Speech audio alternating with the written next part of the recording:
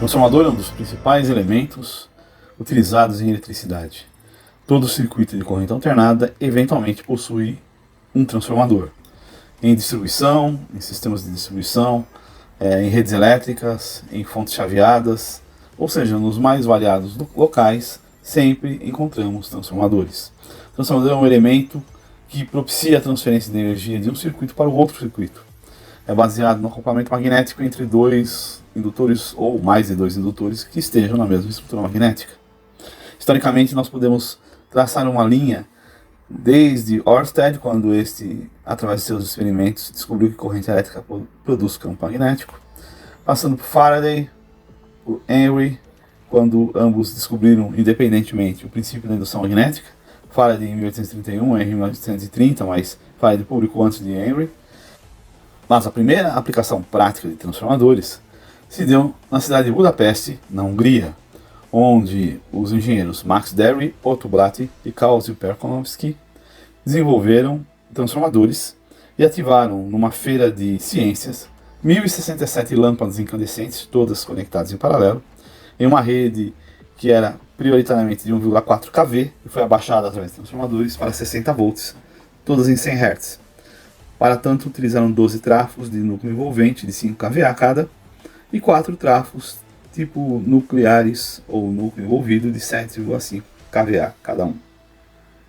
Para ficar mais claro, nós temos aqui o esquema ou um desenho de um transformador de núcleo envolvido e temos também um transformador de núcleo envolvente. A simbologia do transformador é como se tivéssemos dois indutores em paralelo. Algumas vezes são colocadas duas barras entre os indutores para manifestar, melhor dizendo, a parte magnética ou a parte metálica dos elementos magnéticos do transformador. Temos então o primário na entrada do transformador e o secundário na saída do transformador. N1 é o número de espiras do primário, N2 o número de espiras do secundário. Então, no momento em que colocamos V1, que é a tensão no primário, surge um campo magnético que envolve o primário, olha aqui para o φ1, e este campo com o tempo vai se expandir e vai alcançar o secundário, onde vai induzir uma tensão, a tensão V2 no secundário. O que liga o primário ao secundário é o fluxo magnético φm. Uma corrente é considerada uma entrada no primário, uma corrente, uma saída no secundário. Temos aqui então o terminal, os pontos para sinalizar onde deve entrar e sair o fluxo. Sendo de zero a corrente em vazio. Então nós temos que a tensão V1 é igual à força eletromotriz E1, no próprio enrolamento do primário. E é igual a menos N1, variação do fluxo no tempo, delta φm sobre delta t. V2, que é dado como a tensão V2, tensão de saída, ou a força eletromotriz 2, E2, são iguais, é igual a E menos N2, variação do fluxo m sobre variação do tempo, delta φm sobre delta t.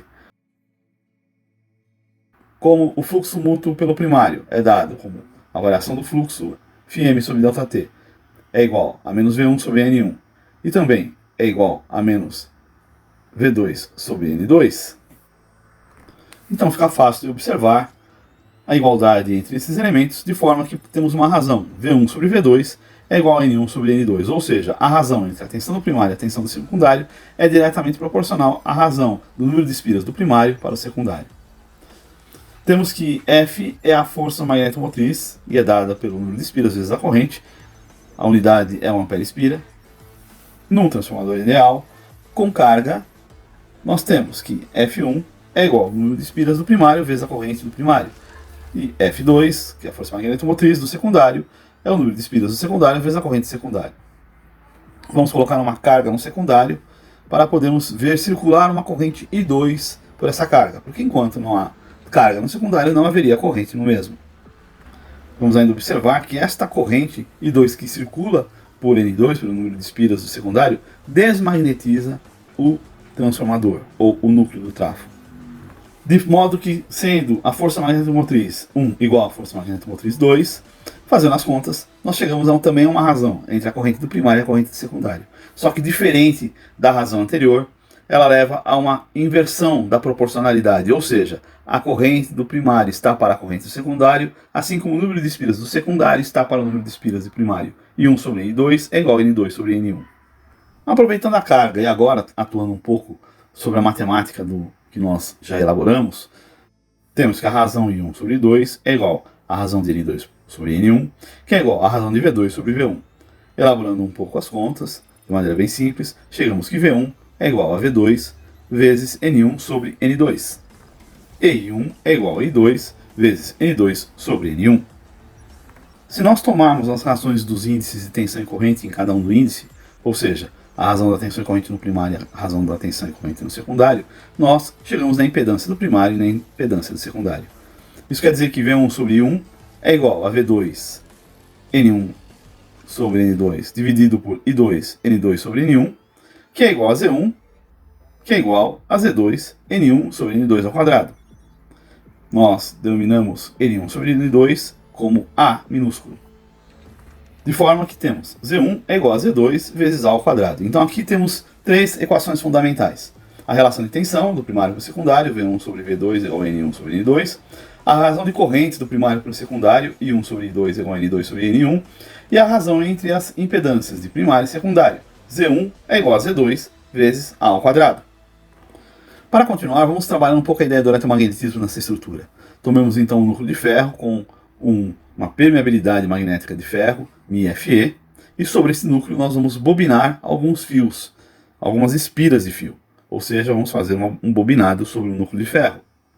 Ao impor uma corrente sobre esse bobinado, aparece um fluxo concatenado, um fluxo principal, que atravessa bem no centro do elemento de ferro e se dispersa pelo ar, mas fecha o circuito magnético em si mesmo. Contudo, podemos observar que há também um fluxo de dispersão entre os espaços da bobina. Dessa forma, temos que a corrente elétrica sobre a bobina num ferro, ou sobre um núcleo de ferro, mais especificamente, e corretamente falando, nos propicia dois tipos de fluxo. Um fluxo concatenado, ou fluxo principal, também denominado fluxo de magnetização, e também um fluxo de dispersão. Em termos de circuitos elétricos, devido à frequência da corrente que age nesse equipamento, devemos considerar a indutância. E aí temos a indutância de magnetização, Lm, da onde está relacionado com o fluxo de magnetização, o fluxo principal, e a indutância de dispersão, Ld, que está ligado ao fluxo de dispersão.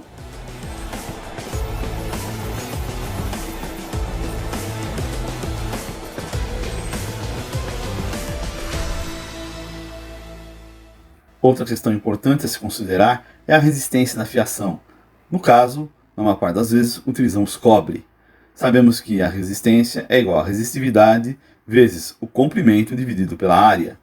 A resistência do material, o ρ, no caso do cobre, é igual a 1,72 vezes 10 a menos 8 ohm vezes metro. O comprimento é dado em metros e a área seccional do fio em metros quadrados.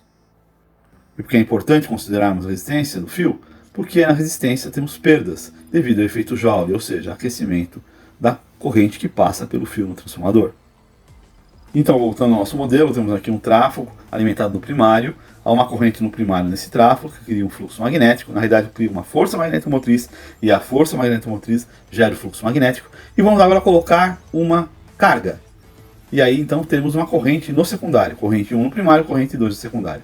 Essa corrente 2 no secundário vai gerar uma força magnetomotriz 2, que vai gerar um fluxo que nós estamos chamando aqui de filinha. E aqui temos um efeito bem interessante. Quando há a circulação da corrente 2 no secundário do tráfego, esta corrente altera a corrente no primário. Na realidade, esta ação da corrente secundária provoca uma diminuição da força magnetomotriz que estava presente no núcleo anteriormente, no núcleo do tráfego. Leva, na verdade, a uma diminuição do fluxo magnético, ou seja, a um efeito de desmagnetização do núcleo. Como o tráfego é puramente um elemento indutivo, haverá uma reação que é manifestada pelo aumento da corrente no primário. Vamos prosseguir com essa pequena animação para tentar melhorar o nosso entendimento.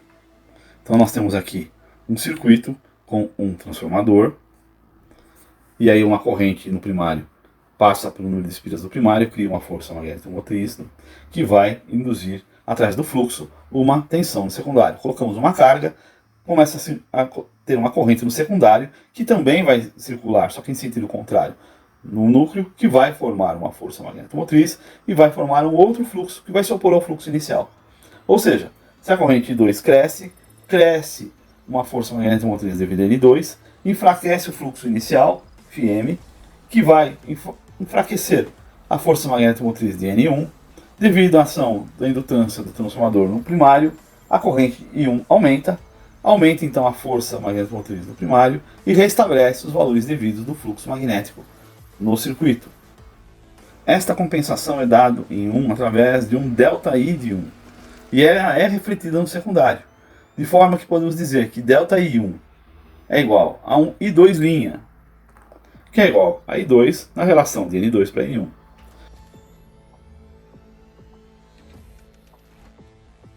Ou seja, ΔI1 é igual a menos I2, N2 sobre N1. E nós introduzimos agora a corrente I0. I0 ou corrente em vazio, que é a corrente de magnetização, mais a corrente de perdas no ferro e também no cobre.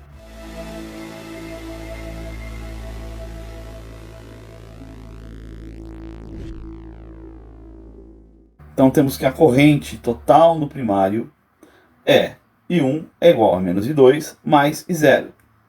E I0 é igual a IM mais IR.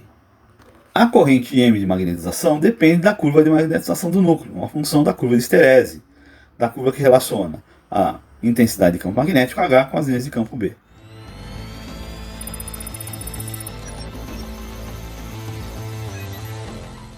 Em termos de circuitos elétricos, o tráfego é definido como tendo, conforme o esquema que estamos aqui colocando, uma parte primária e uma parte secundária.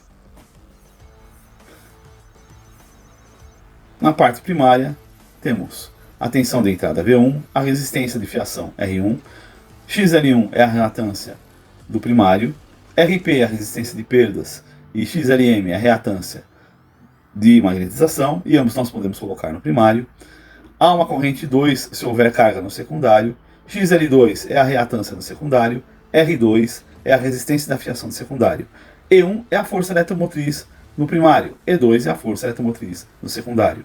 A corrente I0 ela é dada por IR mais IM, conforme nós vimos anteriormente. E nota-se que R não é constante, mas depende do quadrado da força eletromotriz do primário, E1 ao quadrado.